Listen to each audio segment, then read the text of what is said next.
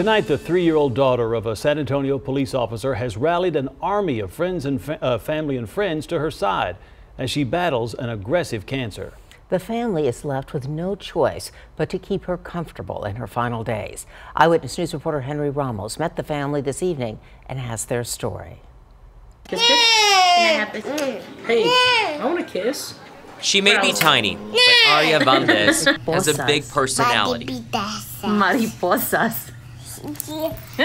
Since she was just 6 months old, Aria hasn't been what her parents say is normal. She's never been able to be a kid. I can't take her to a park with other kids. I can't take her to birthday parties. Her journey hasn't been easy, and her medical condition is even more complicated. After countless doctor visits, she eventually was diagnosed with acute myeloid leukemia, which impacts the bone marrow. And she was only a year and like 8 months when she was first diagnosed, so it was hard because she didn't understand. After several treatments, everything was fine up until last December. The cancer came back. Throughout this year, the 3-year-old has had chemotherapy and even other painful treatments, but nothing seemed to be working. A couple of months ago, more bad news. A new type of cancer developed. So with this specific leukemia, since it was so recently discovered, there's no treatment plans. It's so early that there's not even experimental treatments that they have. So these two young parents are left with a tough choice on what to do with their only child.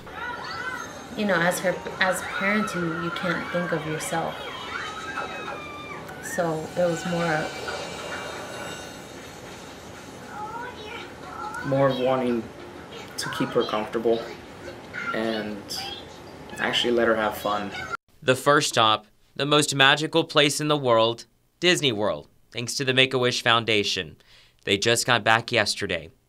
Timing is everything, and the Valdez family is cherishing every second with their baby girl.